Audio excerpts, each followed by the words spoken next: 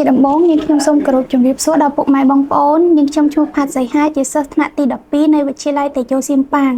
និងជាសមាជិកក្រុមយុវជនទីប្រឹក្សាផ្នែកសុខភាពនិងការស្រាវជ្រាវរបស់អង្គការមូរូថ្ងៃនេះដែរនាងខ្ញុំពិតជាមានសេចក្តីសោមនស្សរីករាយដែលបានលើកយកប្រធានបទមួយស្តីពីការអប់រំសុខភាពបន្តពូជមកធ្វើការចែករំលែកតើសុខភាពបន្តពូជគឺជាអ្វី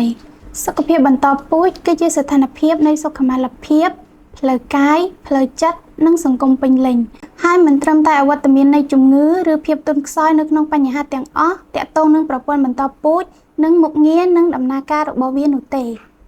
ហេតុអ្វីបានជាសុខភាពបន្តពូជមានសារៈសំខាន់សុខភាពបន្តពូជមានសារៈសំខាន់ព្រោះបើមានបញ្ហាវាប៉ះពាល់ដល់បុគ្គលគ្រួសារនិងសហគមន៍របស់ពួកគេសុខភាពផ្លូវភេទនិងសុខភាពបន្តពូជគឺជាផ្នែកមួយដ៏សំខាន់នៃសុខភាពនិងសុខុមាលភាពទូទៅវាជាសិទ្ធិរបស់បុគ្គលម្នាក់ក្នុងការគ្រប់គ្រងរាងកាយរបស់ពួកគេ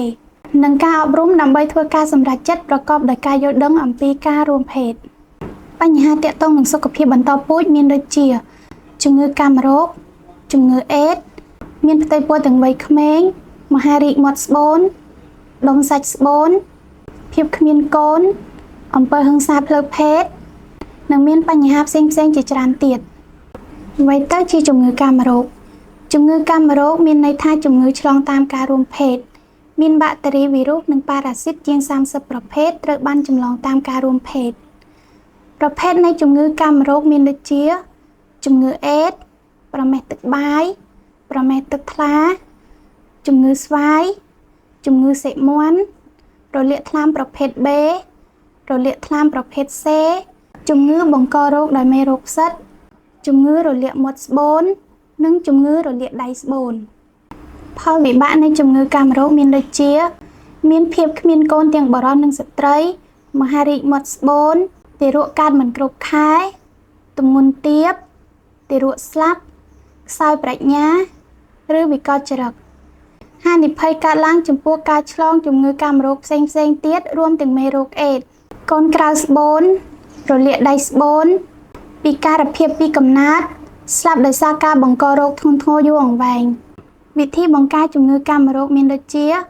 ការមិនរួមភេទគឺជាវិធីដែលអាចទុកចិត្តបំផុតក្នុងការការពារការឆ្លងមេរោគប្រើស្រោមអនាម័យរាល់ពេលរួមភេទស្មោះត្រង់ជាមួយដៃគូជៀសវាងមានដៃគូស្នេហាច្រើនមិនប្រើប្រាស់គ្រឿងញៀននិងគ្រឿងស្រវឹងចាក់វ៉ាក់សាំងបង្ការជំងឺរលាកថ្លើមប្រភេទ B ទៅរកការធ្វើតេស្តនិងព្យាបាលភ្លាមៗក្រោយពេលអ្នកសង្ស័យកើតមានជំងឺកាមរោគរបៀបធ្វើឲ្យប្រព័ន្ធបន្តពូជមានសុខភាពល្អមានដូចជារក្សារបបអាហារមានតុល្យភាពរក្សាអនាម័យប្រដាប់ភេទហាត់ប្រាណឲ្យបានទៀងទាត់ប្រើស្រោមដើម្បីការពារជំងឺកាមរោគនិងជំងឺអេដស៍កុំជក់បារីនិងកុំសេពគ្រឿងស្រវឹងជៀសវាងអាកប្បកិរិយាប្រថុយប្រថានដើម្បីការពារការឆ្លងមេរោគផ្លូវភេទពិនិត្យដោយខ្លួនឯងប្រចាំខែសម្រាប់ជំងឺមហារីកសូដន់និងគ្រប់គ្រងភាពតានតឹងប្រសិនបើអ្នកសង្ស័យថាកើតមានជំងឺកាមរោគឬជំងឺអេដស៍អ្នកត្រូវទៅពិនិត្យនិងព្យាបាលនៅមណ្ឌលសុខភាពឬមន្ទីរពេទ្យដែលនៅជិតអ្នក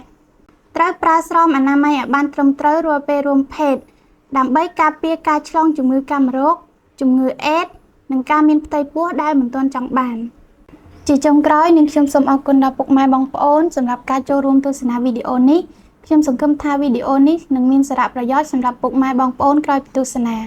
ហើយនឹងអាចយល់ដឹងអំពីរបៀបនៃការការពារដើម្បីកុំឲ្យកើតជំងឺកាមរោគហើយនាងខ្ញុំសូមឲ្យពុកម៉ែបងប្អូនជួយ like និង share វីដេអូនេះទៅកាន់ក្រុមគ្រួសារក៏ដូចជាសហគមន៍របស់ពុកម៉ែបងប្អូននាងខ្ញុំក៏សូមខន្តីអភ័យទោសទុកជាមុនប្រសិនបើមានពាក្យពេចន៍ក៏ដូចជាកាយវិការណាមួយមិនសមរម្យសូមអរគុណសូមជម្រាបលា